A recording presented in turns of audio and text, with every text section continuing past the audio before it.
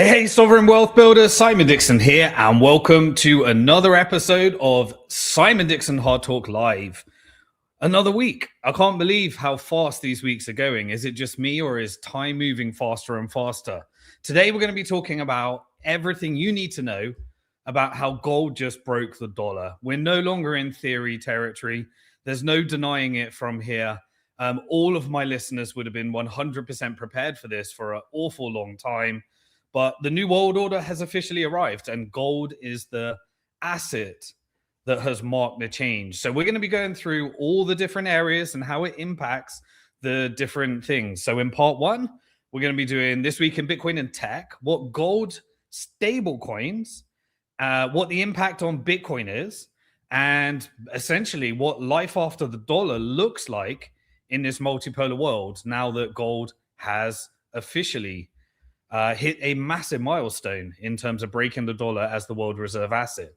In part two, we're going to be doing This Week in Macro, and we're going to be discussing the market impact of gold ending dollar dominance and what we saw this week in macroeconomics that makes us know and understand what's coming next.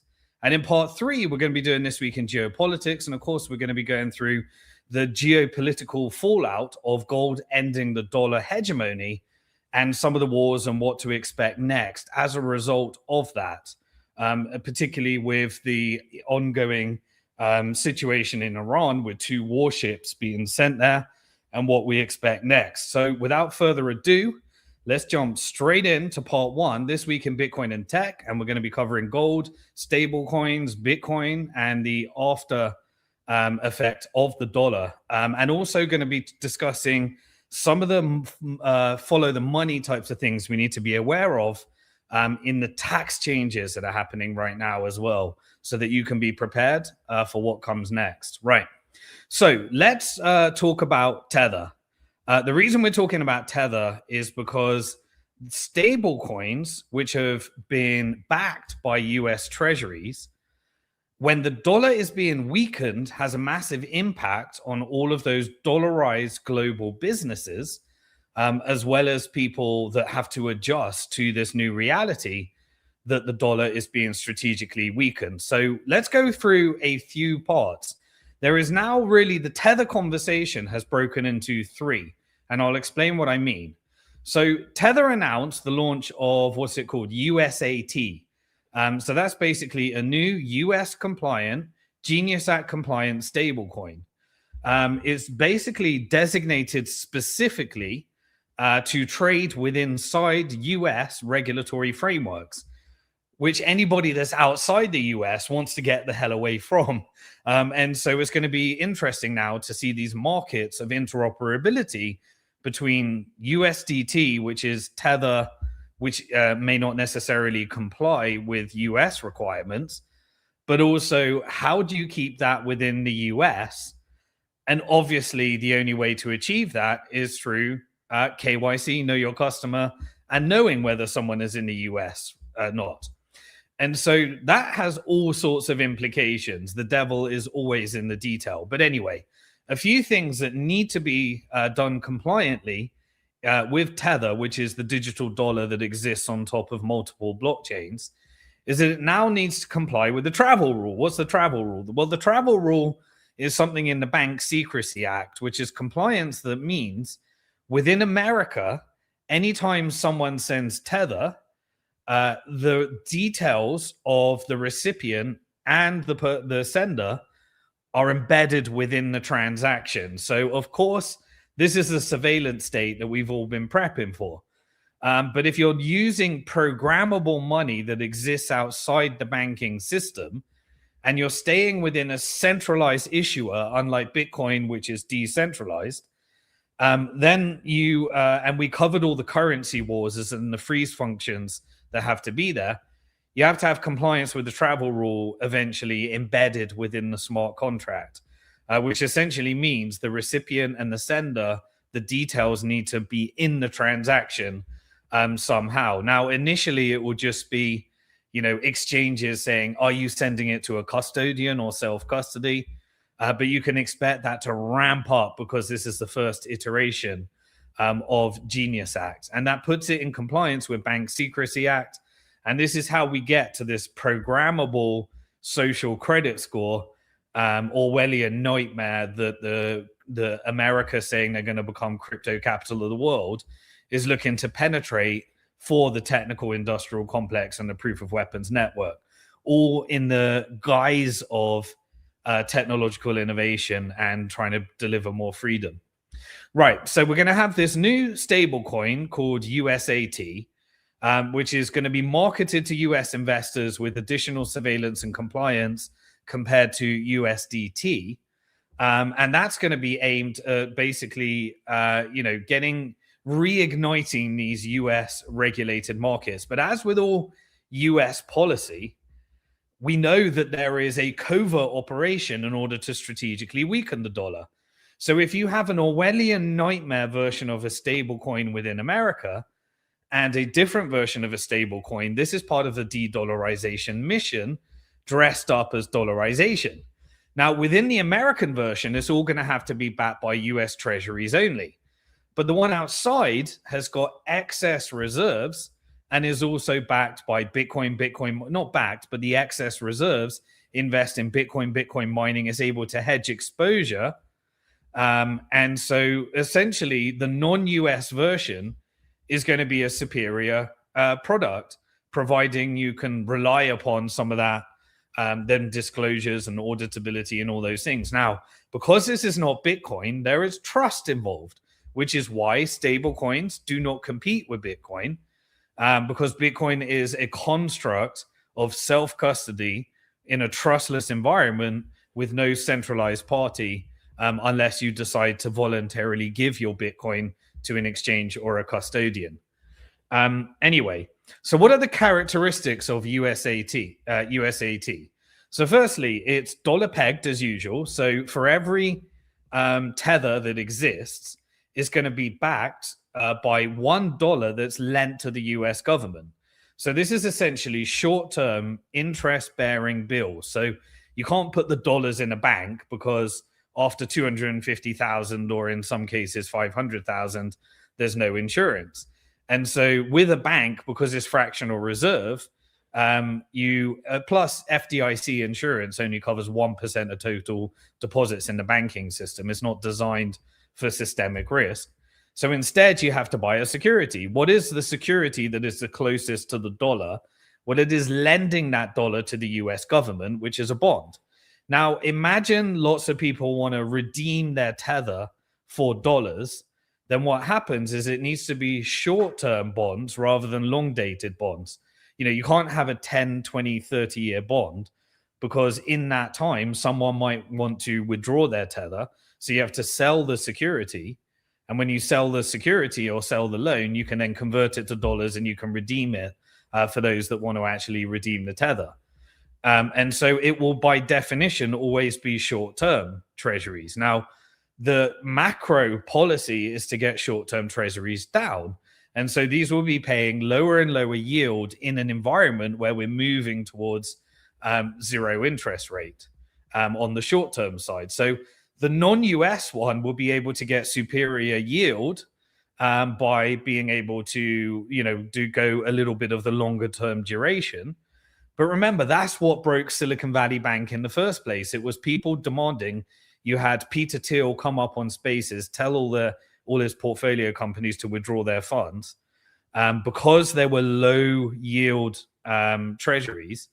That meant that they had to sell all those treasuries in order to meet demands. And that meant that the price was crashing while the longer term interest rates were going up. So everyone was buying the new bonds, but didn't want to buy the old bonds because they had a lower and lower rate. So the way that it works is the yield on a bond goes up as the price of the bond goes down. And if you hold it all the way through, it's fine because the government rolls over the debt and repays you. But in the case of shorter term duration, if you need to sell in a rush to meet withdrawals, then you end up selling at a discount as these yields go up. And we're seeing that in the macro section. Anyway, it's backed by essentially cash and short-term US treasuries only. So that's the new requirement of Genius Act compliant stablecoins. It can only be US Treasury. So it's a mechanism for rolling over the debt short term in these distressed environments. But they have to also hold it with a US regulated bank in the case of cash, and a US regulated custodian in the case of the securities. And of course, who does Tether use? They use Cantor Fitzgerald. And Cantor Fitzgerald is essentially the deep state actor that is managing all of these investment banking services in transitioning over to this Orwellian state. They're a discount broker, so they're able to participate in auctions for bonds, and they're like one of the lenders of last resort in the system, other than before the central bank. And by that mechanism, they want to essentially create lots of products for you to hold your Bitcoin with them or their partner companies, then borrow against it so that they can issue dollars, and they can engage in all sorts of, the financial industrial complex can engage in all sorts of operations to margin call you and get your Bitcoin instead of you, while they print the money, but they want your Bitcoin. This is old school mercantilism. You use fiat currency to fund wars, invade countries because you get the gold. You keep the hard money and burden the people with the debt in the fiat currency. And so this is a mechanism, collateralized lending, for getting your real asset that they want, while you end up with the dollar shitcoin that they can print that gets inflated away. Okay, well, anyway, what this does anyway is it strategically positions USAT against competitors, USDC and other US stablecoin entities, and of course the Trump administration through World Liberty Financial that is also launching their own stablecoin. But anyway, we know that Tether outside the US has also announced that they're aggressively accumulating with their excess reserves. So what happens? You want a digital dollar, they get to keep the security, the loan to the government, they receive yield. They take the yields that the government is paying in rolling over their debt, and then they buy Bitcoin and they buy gold and they invest in Bitcoin mining operations. So they get the hard asset by issuing the soft asset because they're able to invest any of the excess reserves and they receive the interest. Now, of course, in Genius Act, the bank made it where the stablecoin issuer can't pass on the yield unless they're a bank. And they have reserves at the Federal Reserve. And so this was the whole battle between making sure that stable coins aren't a risk to non-fractional reserve banking. Now, they reported basically in this environment where gold is strengthening, and it's been on a massive bull market. We'll cover more about that in the macro section. I mean, it's now over, it went to a peak of over $5,500. I think it's now corrected back down, but we're between the $5,000 and $5,500 mark. But in an environment where dollar is weakening relative to other currencies, relative to gold, relative to silver, relative to the stock market, relative to all commodities, the underperformer in this environment, because of what I've always been saying, is the financial industrial complex wanted to accumulate as much Bitcoin as possible. So they're using the same things that they did with gold, which is creating paper transactions to manipulate the short-term price, but eventually you get the longer-term breakout, which is what we've been seeing right now. That's why they created Strategy, all of these companies, all of these Bitcoin treasury companies, all of these Bitcoin-backed loans, all of these derivatives, and all of the Operation Choke Point 2.0 that we've covered many, many times. But Tether is basically now announced that it's purchasing up to $1 billion of gold per month based upon the yield that the government is paying. So while the debt is being burdened onto the American people, Tether is using its yield and interest that is now, over $1 trillion a year in interest. The part that goes to Tether, based upon being the 18th largest lender to the US government, is being used to purchase approximately $1 billion of gold per month in their excess reserves. So you have USAT now, the surveillance state US stablecoin. Then you have the global one with a freeze function, but based out of the British Virgin Islands and El Salvador.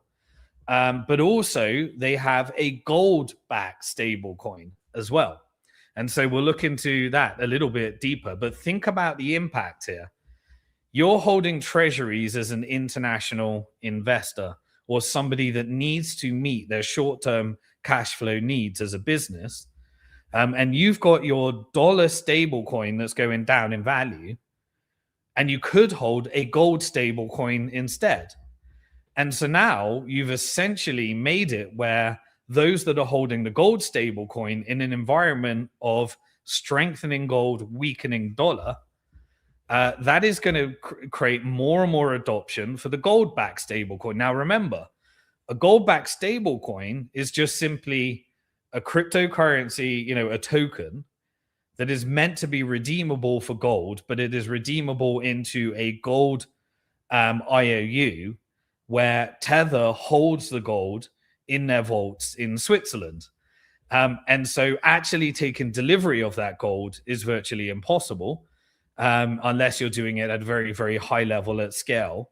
And it's going to take time because that's the problem. Gold delivery is a very hard, and gold storage is a very hard problem to solve.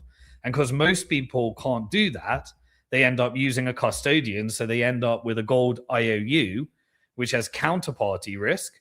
And then they're tokenizing that. So now they have, this is the World Economic Forum. You will own nothing and be happy. The custodian has the assets. You have the IOU.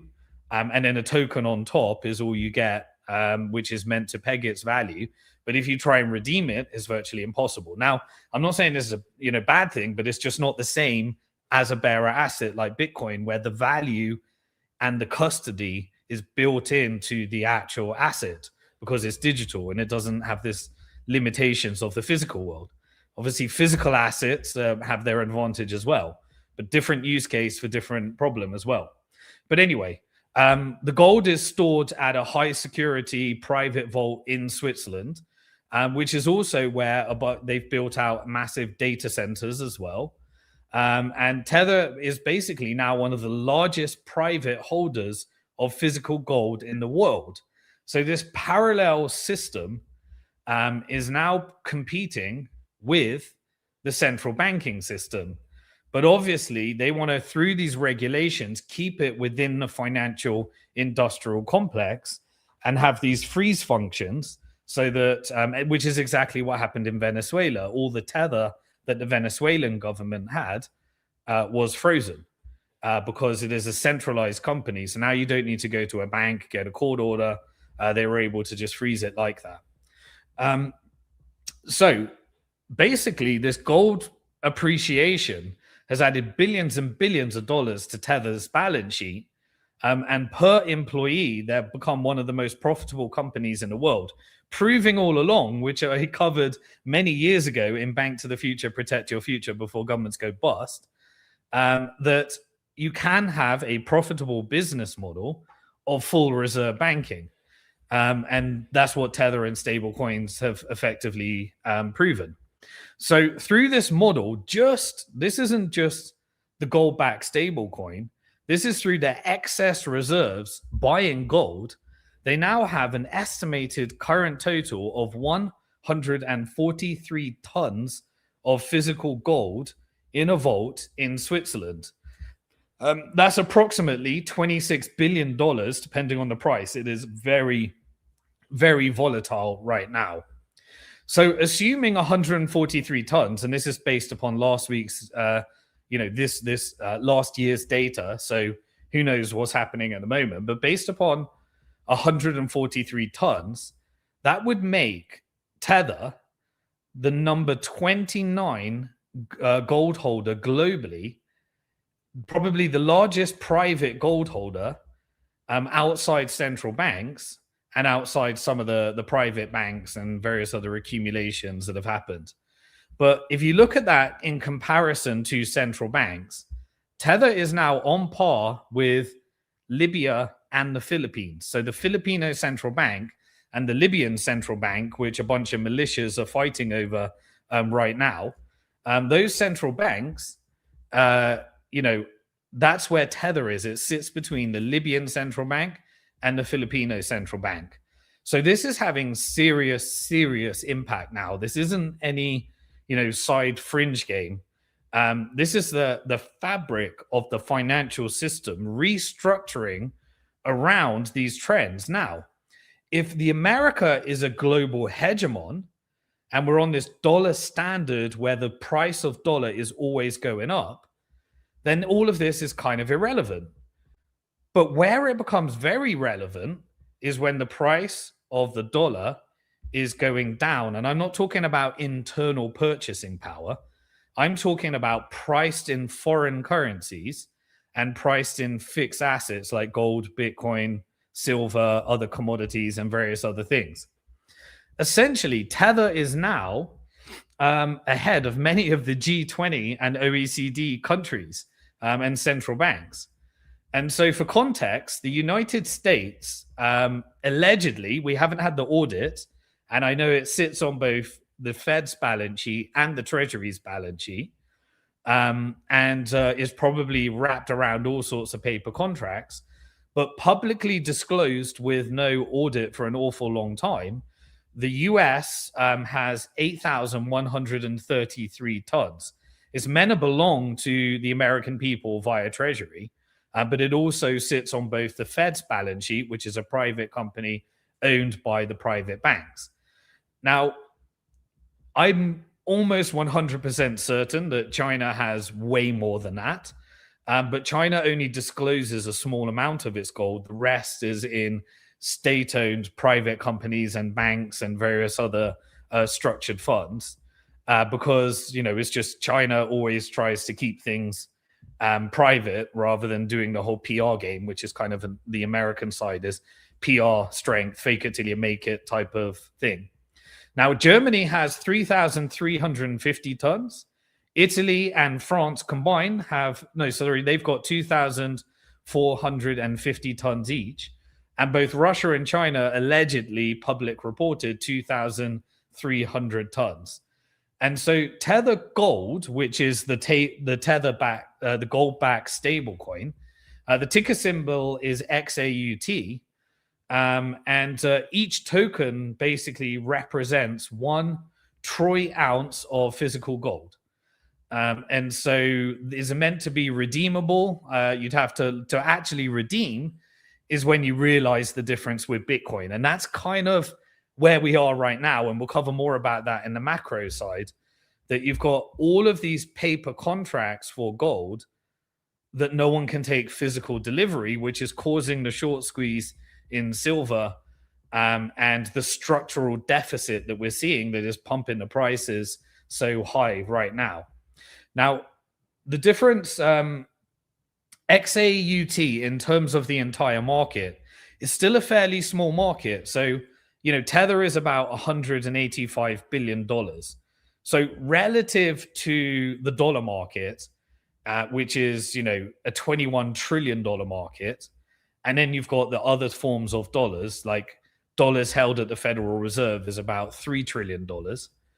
USDT is about 183 billion. Now, XAUT accounts for about 60% of all the global tokenized gold market. But we know what BlackRock's goal is. BlackRock wants to tokenize everything. You will own nothing and be happy. They want to do effectively a Tether as well. And the current market capitalization of Tether Gold is only about $2.2 billion. And so this is a very inefficient, not quite liquid market yet. But liquidity had a massive boost as a result. And so that market is getting more and more efficient. And as it gets more and more efficient, you're effectively looking at your Tether account, which is bleeding value. You're not receiving yield on it.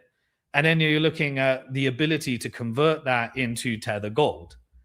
And so in the end, by having Tether USDT and the surveillance state US version and the gold version, you create this market of doing a very quick turnaround between tokenized gold and these tethers. And so this really is part of the de-dollarization operation. Again, nothing is as it seems.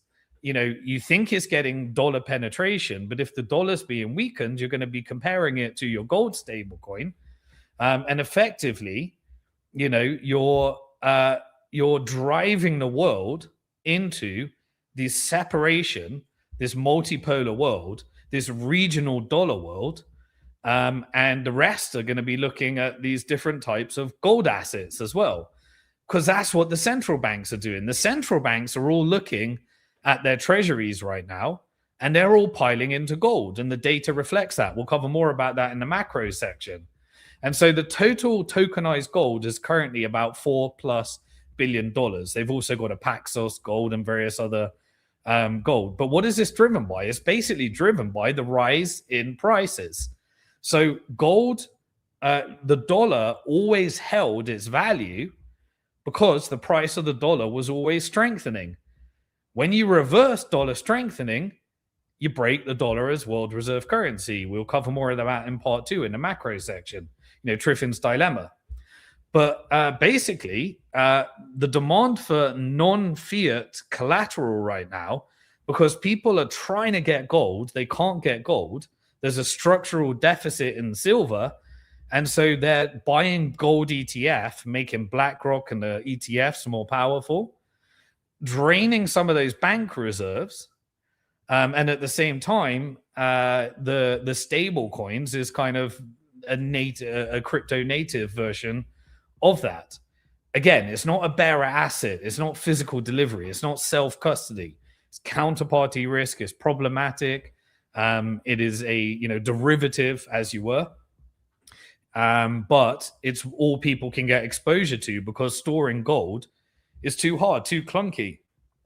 If you see the demand for gold right now and all these different crazy markets, it shows you exactly why Bitcoin is so easy in terms of its longer term utility, because it's really difficult taking these physical assets when everyone's creating paper from it. All of this geopolitical that we'll be covering in part 3 and monetary instability is causing all of this demand as well. So what is the end result of this? The end result is that historically, you've looked, assets have performed the role and function of store of value, which means that you can hold value. It increases your wealth as you hold those assets, but they come with risk. The dollar has performed unit of account. What's unit of account? It means you psychologically think, what is the price of milk? You think of it in terms of dollars, pounds, euros, yuan, whatever it is in your mind.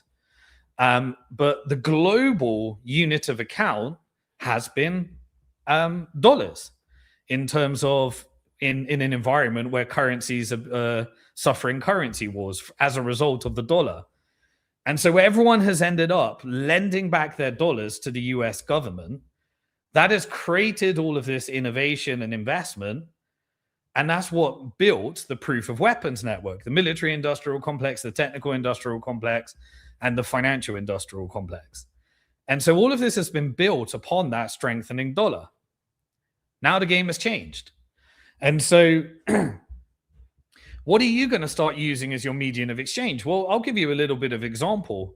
We use Bitcoin as a store of value.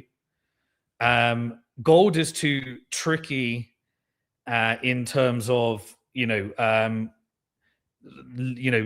that you can switch to liquidity very easy without counterparty risk. So you have some exposure to that. But as a unit of account, we've always used dollars because dollars have historically been strengthening because of its world reserve currency status and backed by the proof of weapons network. But now we can take some of and we use Tether because we don't want to deal with banks. But in our company, we start thinking about, well, let's use Tether Gold. You know, we're not holding our reserves in there because of all the risk associated with it, but you need to meet your short-term cash flow, pay your staff, pay your rent, pay all these different types of things. And so at the business level, you start thinking about that. Now you want to convert your Tether, particularly as a foreign global business, and more businesses are global in this environment. You want to use a gold-backed Tether instead. And so now you start going out to your staff and you'll start saying, well, we've got gold-backed Tether. Would you like dollar-backed Tether or would you like gold-backed Tether? And of course, if they're smart, they'll say gold-backed Tether. We don't want dollar-backed Tether. That's being strategically weakened. We don't receive any yield on it. Not only that, but I also have all the foreign currency risk and everything else associated in the current environment. And so they then start accepting their wages in gold-backed currency and median of exchange. And psychologically, you start preparing for what is the cost of my rent in gold. And so when you start measuring the value of your rent in gold and the dollar's getting weaker and your rent is priced in dollars, let's say, then you need less and less gold over time to pay your rent. And I'm not talking about the volatility in between, you know. And then you start to realize, just as everyone with Bitcoin did, okay, my house used to cost 1,000 Bitcoin. Now it only costs 100 Bitcoin or whatever it may be. And so once you start psychologically shifting people to pricing things in a fixed hard asset, everything changes. Because then you start pricing your real estate and your stocks and your Bitcoin in gold. And once you're pricing Bitcoin in gold, you realize that gold has been outperforming in the short term, but over the long term, Bitcoin significantly overperformed it. And you'd expect rotation based upon the supply. What is the use case of Bitcoin? Self-custody. So when you need delivery, you realize the need for Bitcoin, but you start pricing it in gold, and we remove the optical illusion that gave the power to the dollar in the first place. And of course, the financial industrial complex knows this because they're doing an operation that's weakening the dollar, as we've always been covering all along. And so this is mental, psychological dollar decolonization globally. And everyone, more and more people will start thinking, what is the price of stuff in terms of gold? And once you can think about that, you then enter into this multipolar world where everyone's using their local currencies. The world reserve currency becomes some kind of gold derivative. And those that need freedom and sovereign, they take delivery of their gold, or they can do it with a digital global bearer asset called Bitcoin. And this is the transition that we're going to be going through as we transition to these surveillance state stable coins, central bank digital currencies, and programmable money through artificial intelligence and social credit scores. This is what you got to get ahead of yourself. This is what I've been trying to get people to understand. So this basically pushes gold demand over treasury demand, which means that less and less are willing to lend to the US government other than those that are in a dollarized economy. And who is that? Well, those are the ones that were colonized by the dollar, Latin America. And so if Latin America is having their currency destroyed by the proof of weapons network covert operations, like we saw in Venezuela, then you can use this to dollarize, price things in their economy in dollars. The most important thing is, what do you price in?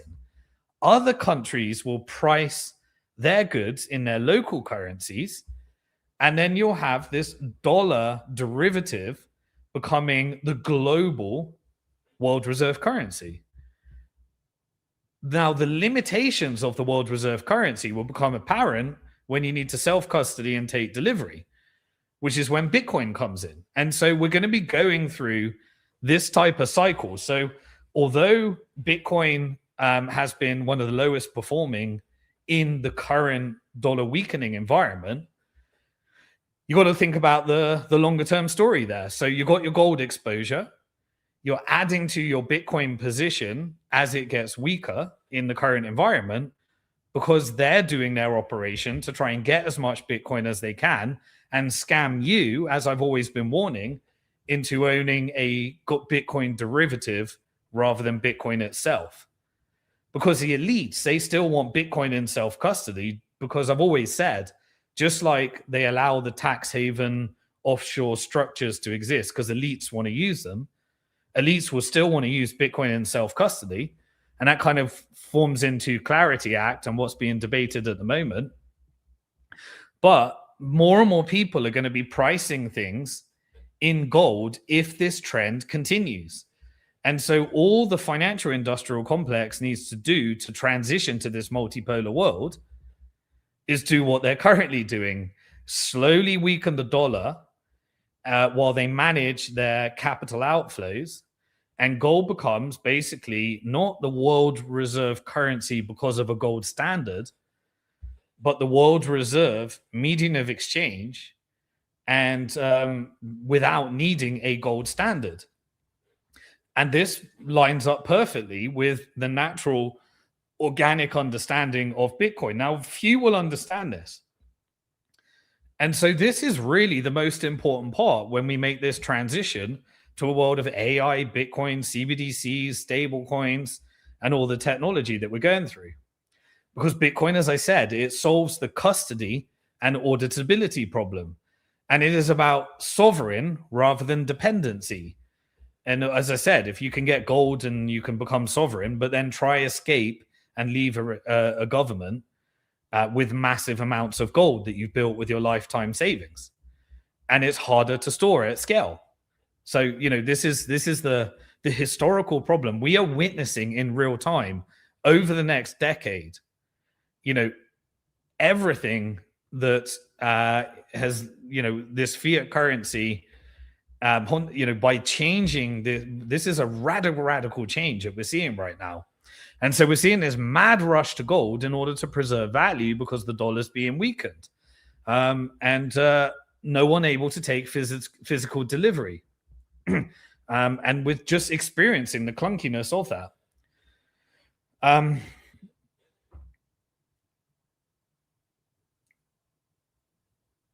Okay, all right. So that's what I wanted to cover on the Tether side, and helping you understand exactly what's going to be happening right now. At some point, there will be those that are building their self-custody, and some point a rush to self-custody. Now, we still don't know what's going to happen because we don't know in the banking system what happened with all these paper silver contracts. Somebody got wrecked. You know, the price went up at such a fast rate. We noticed that the Federal Reserve was printing, you know, moved from QT to QE, and there was some bank action happening in the background. But did that correct someone's silver short position? We still don't know.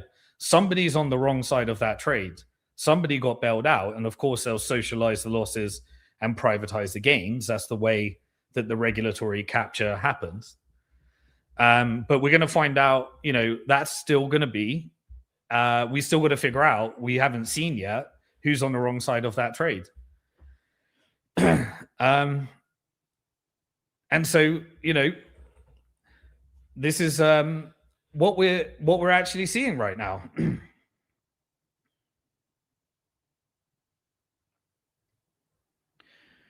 Okay, so in the case of the in the US side, the US stablecoin, you can't use gold as a reserve asset. It has to use Treasury as a reserve asset, and so that becomes part of that dollar weakening whole thing. And the custodian, you know, you can't do that globally as well. So anyway, the end result is everybody needs to limit their exposure to the dollar. And that's what everyone is figuring out, that is, you know, figuring out this game right now. And so they're holding their spending money in their local currency, which is strengthening relative to the dollar, depending on where you are in the world. The physical gold and silver is being used for people that want to have, you know, they're able to, it doesn't scale, but they're able to hold their savings depending on your wealth. And then Bitcoin in self-custody for savings and wealth and sovereign freedom as well. And that, I think, is what everybody needs to get their head around, and they need to start preparing for. Right. Before I go through the impact on the macro side and then the geopolitical side, I wanted to cover another couple of topics in the whole surveillance state and where we're headed, and understanding some of the psyops as well in the technical side, because this is really ramping up right now. I wanted to look at the whole Elon complex, and I also wanted to look at a case study of what's happened in Netherlands. Now, some people will be like, why does it matter what happened in Netherlands? Because what happens in Europe is the beta test for what they want to do in other places.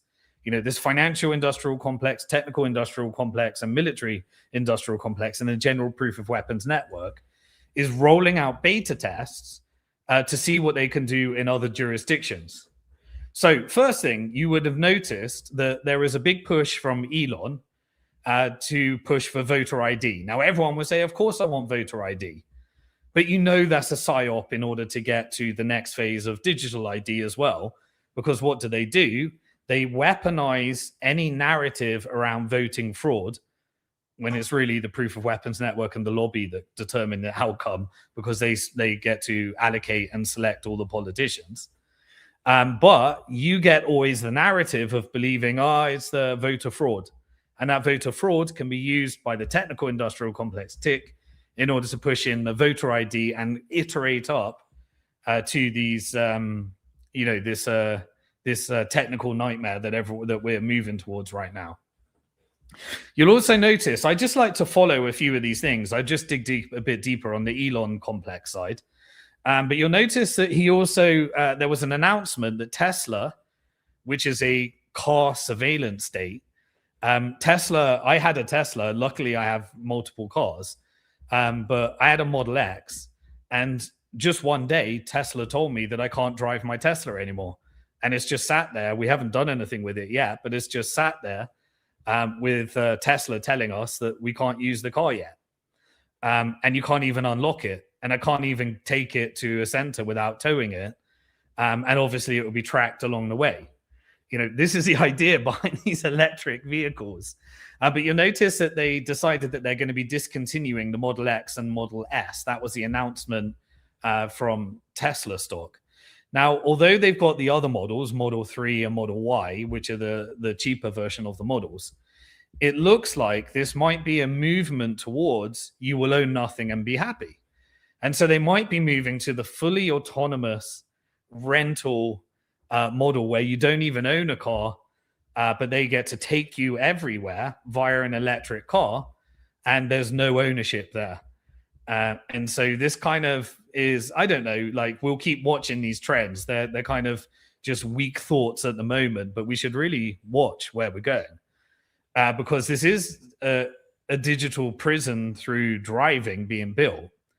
And what's happening with Trump? He announced this week that he wants the price of real estate. He'll protect real estate owners. Okay. But what is the people that can't get on the home, the unaffordable housing going to be doing? Well, Tesla's launching their own $7,000 smart homes. And so this is the same as the car. If they won't let you leave your house, Tesla can say you can't leave your house.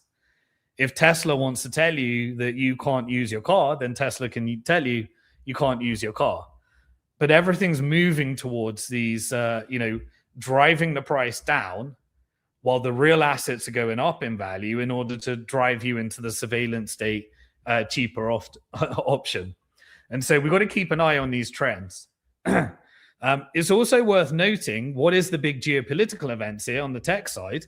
Well, these automated vehicles, they actually use more energy than artificial intelligence. So remember when Elon was pretending he cared about the environment and this was an environmental play and he built his whole following around that? Well, this is less energy efficient than even artificial intelligence. And artificial intelligence is reconfiguring the world in order to power all of this energy. So where is that energy going to come from? Well, it comes from these large transnational geopolitical trends that we'll be covering in part 3 as well. Also this year, you're now going to get the SpaceX IPO, and it's looking at floating at a valuation of $1.5 trillion. $1.5 trillion. And then we've got XAI, which is essentially going to be our social credit score. because he was allowed to borrow against his Tesla stock.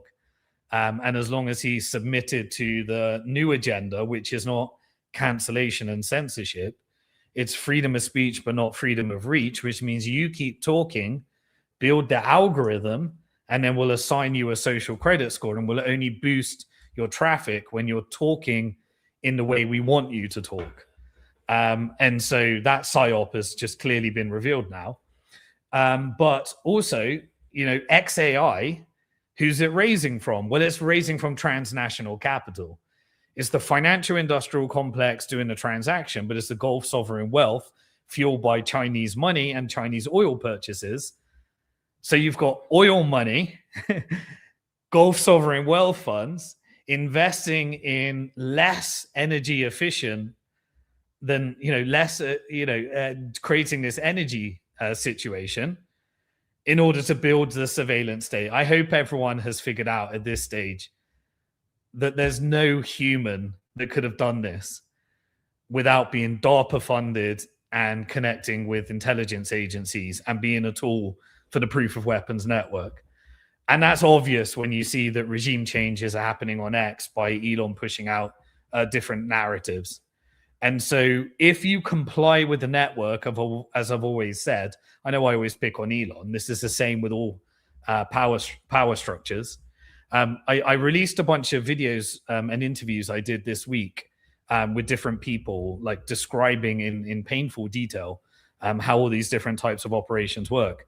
And it was awesome to see on the Peter McCormack channel, we became, of over 1,000 videos, we're number 5. So this content is very popular. Remember how long our YouTube channel was oppressed? It seems like that we could get top 5 video on the Peter McCormack channel, which beat all of the other, all of Michael Saylor's videos, all of Nayib Bukele's videos, even Israeli agents like Tommy Robinson. We got ahead of there. So it was great to see that for some reason, the algorithm seems to be sending us a little bit of love right now. And it seems so. Thank you and appreciate all of you that have been with us all along when we were completely shadow banned. But obviously, it's now because we're building our social credit score. I'm fully aware of it, which is why I'm always focused on how do you build the sovereign wealth for your country, your companies, and yourself. Anyway, and now what they're doing is Elon's cross-pollinating the companies. And so after raising funds from the Gulf sovereign wealth funds, selling the key assets, you now got $65 trillion of assets in America sold to foreign companies. Tesla has invested $2 billion in XAI, so it's cross-pollinating for whatever reasons. On the stock market, we're starting to see that these solar stocks are starting to do really, really strong so far this year in January. And software as a service stocks, they're doing really badly because AI is disrupting the need for software as a service. So this is radical centralization we're going to be seeing. And at the same time, the New York Stock Exchange has a launch and it's going to be doing 24/7 trading by taking on-chain tokenized, you will own nothing and be happy, tokenized exchange, while the DCTCC, the clearinghouse for shares, they're going to be putting shares on chain as well. And they're going to be integrating with stablecoins as well. So you can see where this is all going. The whole idea behind making America crypto capital was not about freedom. It was about building out the surveillance state while managing a decline of the dollar, knowing that it will usher up civil unrest so that you can roll out the control grid within America after beta testing it around the world.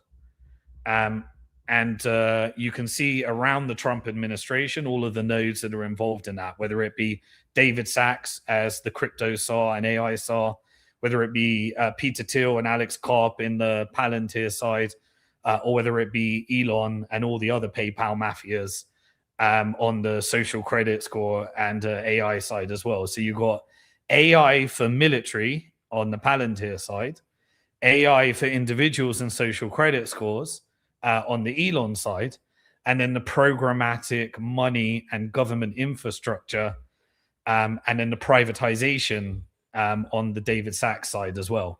And if you're part of the crypto and tech lobby, you get to fit yourself on the right side of that. And the bank lobby is remaining, lobbying through Genius Act in order to ensure it doesn't disrupt the dollar creation industry through the private fractional reserve banking system as well. And of course, this is being framed as MAGA and Trump taking on the system and the Fed. Okay. Right. I want to do one more thing in the Bitcoin and tech section before we go into macro and geopolitics. And I want to look at Netherlands. Now, there's a reason for this, because this is a very interesting case study. When you follow the money, basically, Netherlands has said that it is going to be doing the wealth tax, the thing that we all talk about. Now, what is a wealth tax? A wealth tax is where you take all your wealth and your assets. And of course, when you're managing wealth and sovereign wealth, you don't hold your value in depreciating currencies, you hold it in assets. Now, some of those assets, if you invest in private equity, for example, are illiquid. They may take 7 to 10 years, if at all, to be able to realize any gains. And so what you're going to have to do now in Netherlands, if this all goes through, which it looks like it's going through, is there's going to be a tax on unrealized gains. So basically, investors will owe tax each year based upon any changes in the asset value. And this is even if nothing has been sold. So imagine you hold a bunch of private equity, or you work for a startup and they give you some share options. You have to value them, and then you have to pay tax on them every year. But what if you haven't sold the asset, or you can't sell the asset? Well, then you need to go find the cash somehow, or you need to find a way to sell the asset. Now, in the case of Bitcoin or public stocks or bonds or, it's fine. You can sell them. You could even, I'm sure they'll make it where you can pay your tax in Bitcoin and then there's no impact on the market at all. I'm not sure they're going to be able to take bonds as payment or whether they'll take stocks as payment. But some countries are going to be allowing Bitcoin to pay tax. So this is essentially a way of getting their chip of Bitcoin. But those are liquid markets. What about illiquid markets? What about real estate that you can't sell? What about private equity that takes years? What about any other type of asset? And they'll list the types of assets that are included. And so this is where you realize that they know this. Look, some people think that this is just government stupidity. Governments are owned by lobbies, and lobbies know exactly what they're doing. They're managing, like BlackRock, their portfolios. And so with other assets, one way of doing it is they could make you, if you've got the asset, you could borrow against the asset. So this is the whole collateralized borrowing model. It's an extension of the fiat Ponzi scheme rollover. So now they want you to take your asset, owe tax, and have to borrow against it. What does that do?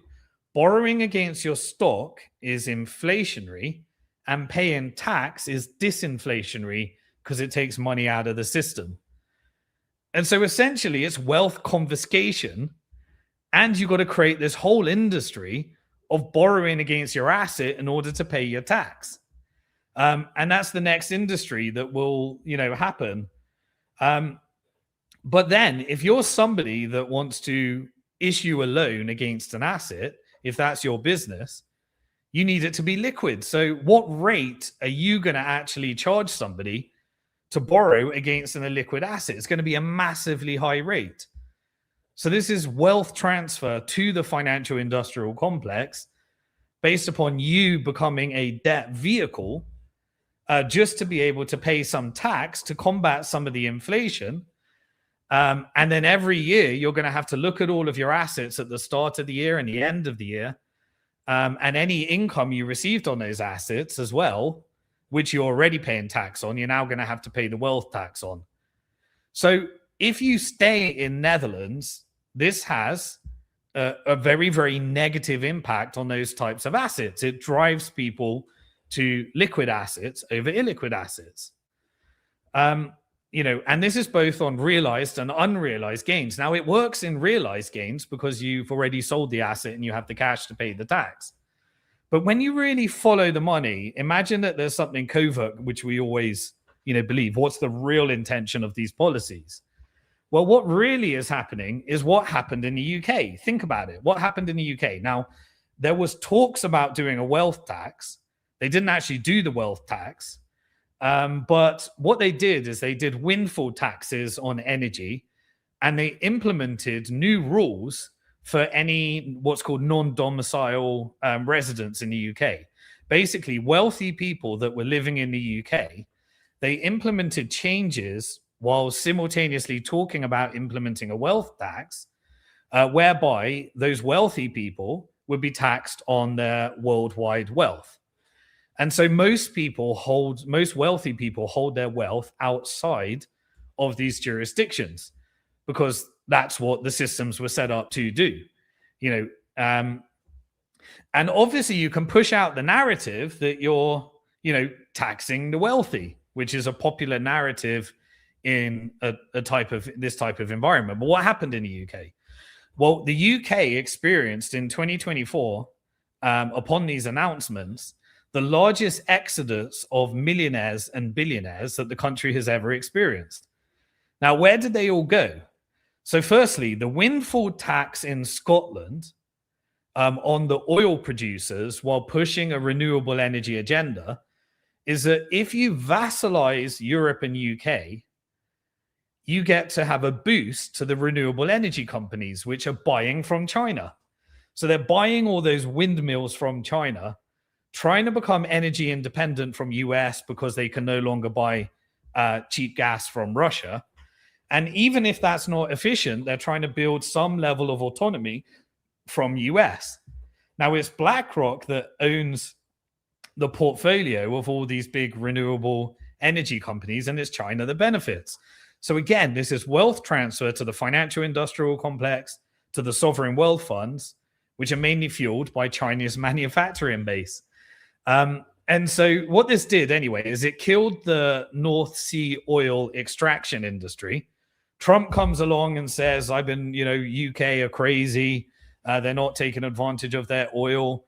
But UK, we know, is owned by lobbies as well. And so they can coordinate these types of transactions for the military industrial complex, technical industrial complex, and financial industrial complex.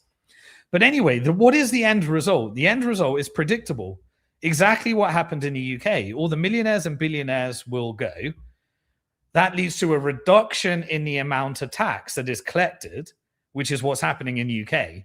And so you say you're going to tax the millionaires, the opposite happens. You reduce the amount of tax, and then you move to austerity and need bailouts.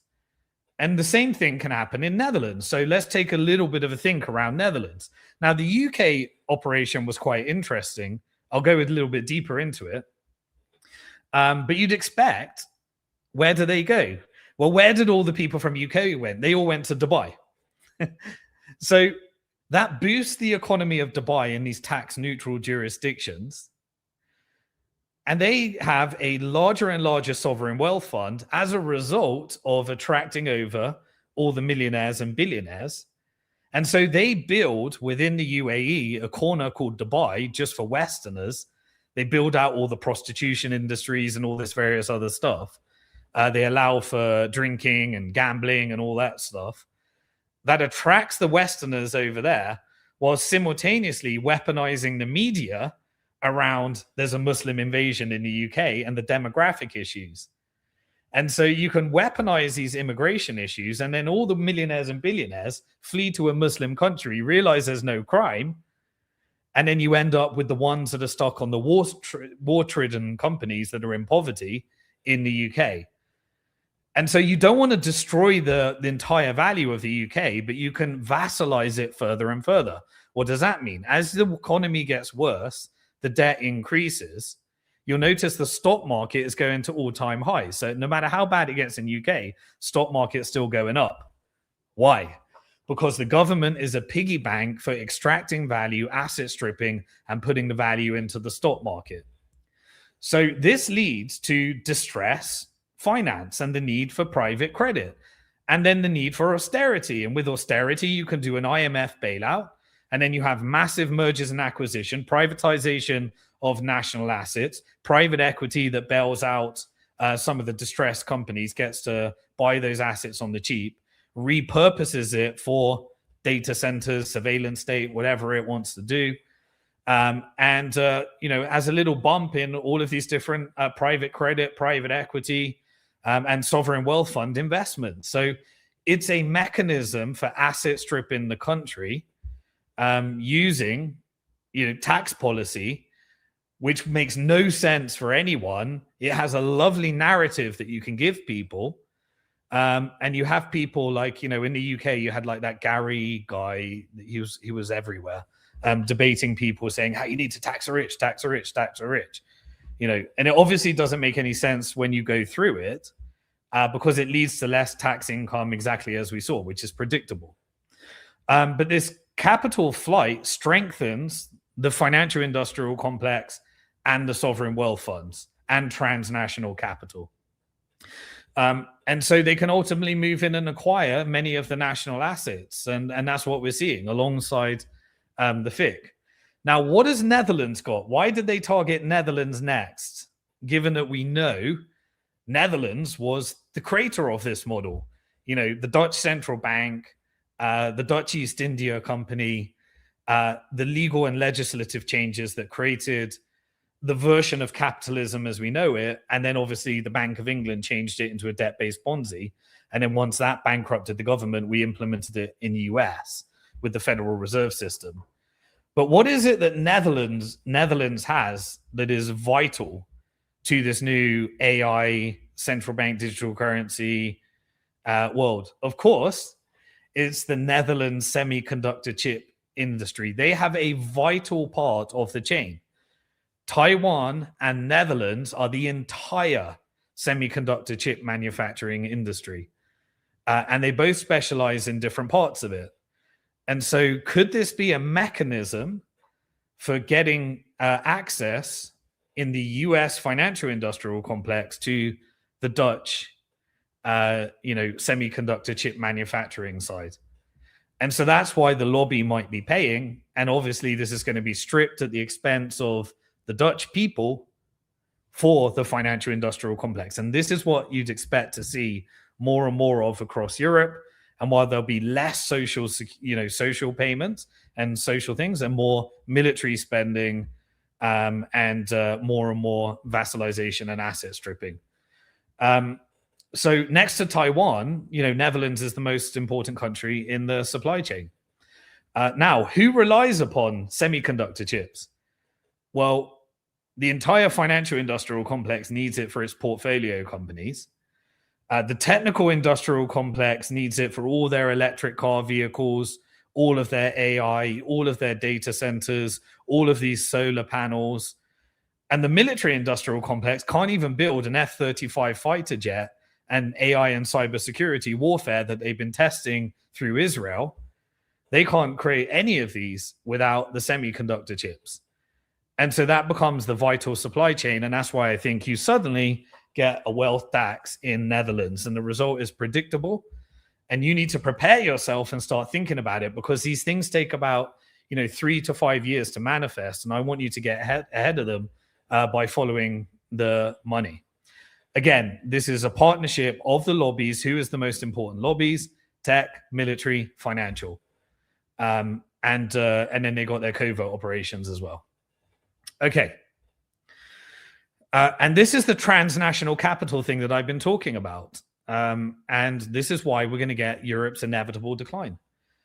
Because the infrastructure is decaying for distressed asset acquisition and asset stripping. And we're going to see more and more of that. And as I said, this reverse colonization, because it's being done with foreign capital as well. Okay. So I think just putting some predictions out there, don't take this with a grain of salt. This is not, the Netherlands is basically the potential next target of the financial industrial complex after all the beta tests that happened in UK. I think Poland will be the next target of the military industrial complex, because it's been promised by America as long as you go with our policy of reallocating all money in the European Union up to the US stock market via the Ukraine, then maybe they'll be back, there'll be a double crossing, and the Russia side might expand out to Poland as a beta test to make up for lost profits now that military is not in the Middle East. Trump is trying to raise like $1.5 trillion. Many defense contracts are being signed, but it's not as profitable as war. So maybe that will be as well. And as I said, UK was the beta test. And right now we're getting the full technical industrial complex rollout, a digital ID, and Europe is doing their central bank digital currencies and digital euros. So if it succeeds there, this is what they would like to do globally, ideally, other than the escape valves for the elites. And so, these are the types of things to really consider. And I think we're going to see more and more of this across the European Union. So I'll keep watching what happens on Netherlands, but taxing on unrealized gains based upon economic ignorance and galvanizing, the left-leaning, the people that are on the wrong side of wealth inequality, which is the vast majority of people, is not a mistake. It is deliberate act of economic sabotage. It is done by design, and it's not because politicians are stupid. It's because they're owned by their lobbies as well. And so the design is pretty simple. Politicians are owned by the lobbies, and they're, they are there in order to put all the assets into distress, and then these assets are acquired through these tax-efficient jurisdictions and asset stripped. And tax becomes the mechanism for achieving that and having an acceptable narrative. Okay. And that's the vassalization strategy. And you'll notice that theme throughout all of the things. One thing to look out for, New York's next. Remember what I said? New York was already on this trajectory. And so Mondami was to give acceptable narrative to both left and right. The left think, I'll buy into the political system. We might have our guy. The right get to blame Mondami, saying on what was already happening. And then the real powers in New York are the mafias, the feds, the real estate tycoons, the financial industrial complex. And so they get to potentially be the next experiment and recipient, while other states are being used for civil unrest campaigns and manufactured civil unrest, as we saw all throughout this week. And of course, there was reform in Trump with the 401k pensions in the US. What assets was it that he wanted to open up to pensions? Private credit, private equity, and crypto. The surveillance state, the funding of data centers, the asset stripping operations. And so what are they going to do prior to this private equity potentially having these wealth tax, dumping on your pension? And so private equity get to dump it onto the pensioners, and then they'll be able to borrow against their stock. That will fuel the financial industrial complex, and they'll create a whole new industry of asset stripping as well. That's the situation that I think is happening as well. It doesn't impact Bitcoin in the same way. They'll probably have their wealth taxes, so you need to be very careful of where you're living. But obviously, Bitcoin is liquid, and then sometimes they'll allow you to pay with Bitcoin as well. But if you think about this, I hate using the word communism, socialism, and capitalism, because there's no real case study of capitalism. There's no real case study of communism. But if the definition of communism is moving towards the removal of private property rights, then this would be a movement towards that. But that's not what's happening here. They'll push the communism narrative. This is corporatism. This is wealth extraction of everybody into the hands of a fewer and fewer people. This is both a political and a narrative play as well. Right. Speaking of which, in terms of Bitcoin companies, just before we close off and move over to part two, we got shorter sections for part 2 and 3. But we're going to see the next wave of IPOs. So one of the hardware company wallet based in France, Ledger, they're going to be doing an IPO. I think they were looking at a $4 billion valuation. So expect that to go onto the stock market. BitGo, a custodian, is doing its IPO as well. I think it had an initial launch. And Gemini and Kraken are also next. So, and then we got a bunch of AI IPOs. So Anthropic, ChatGPT, and we talked about SpaceX as well. At the same time, Clarity Act slightly stalled. We'll keep watching it. If you didn't watch my previous videos, I went in depth into Clarity Act and the different power plays. But the Senate are meant to be voting on Clarity Act. There was a little bit of movements. There was the Democrats moving into a potential government shutdown over the ICE and civil unrest side. But also in the background, we're using this whole ethics provision, which is around the Trump shitcoin and all the things that Trump has been doing, basically personal enrichment using many of these crypto trends. They're using that as essentially the front end left-right divide, so that all the people on the right think it's the radical left, all the people on the left think it's those horrible capitalist evil people. They have that as the front narrative, but in the background, it's a battle between the asset managers and the banks, the JP Morgan aligned factions and the Larry Fink aligned factions, using Coinbase as a proxy to push optimum narrative out through the crypto lobby. And so you saw that a bunch of the banks and financial institutions were called into the White House. They also had Coinbase and Circle, the stablecoin issues, and basically aligning with BlackRock and the bank's internal struggle between the banks and the asset managers that I've covered in previous videos. Go over to my blog and you can see I break down into parts. I also do AI summaries for those that don't watch the full content. Basically, the whole thing of crypto capital, what's been the end result so far? The end result is, why would any of the crypto companies move over to the surveillance state of America? There's no tax efficiency there. And so everyone is still in Singapore, in Hong Kong, in Dubai, in Cayman Islands, in British Virgin Islands, in El Salvador. And crypto capital was always going to be, a surveillance state from day one. And the companies aren't going to move there. It's just about holding, those factions. And crypto capital will always be other parts of the world. So it ties into the whole multipolar narrative. And we've seen Trump using stable coins to get foreign direct investment and some of these trades. And so that's showing up as well.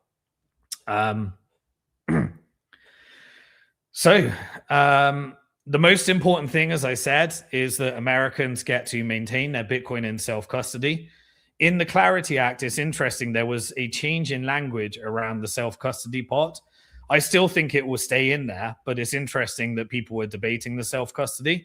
And that's the most important thing. As long as you can hold your Bitcoin in self-custody, which I think elites will want to do so, it will be maintained.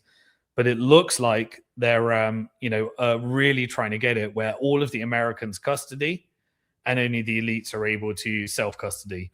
As long as you still get it in there and you keep following, then you'll be able to escape. You'll be able to do what you need to do. And we're going to be moving into part 2, but just to close off on the Bitcoin and tech section, there was a new today announced Fed chair, which will be taking over in May from Jerome Powell, and that is Kevin Walsh. And Kevin Walsh will essentially be the first Federal Reserve chairman that has publicly taken a pro-Bitcoin stance. And so let's take a look at some of the macro impacts. That's going to be everything that I've covered for this week in Bitcoin and tech and the big trends. This was the longer section. We're now going to be moving over to this week in macro. And in part 2, I'm going to be covering the market impact of essentially gold ending dollar dominance and why I see that and what were the big trends and the things that we need to cover. So I'm just going to take a quick sip of water before we move into part 2. I'd love for you to like, share, retweet, put a little comment below. Do me a favor. and then we'll jump straight into the macro section.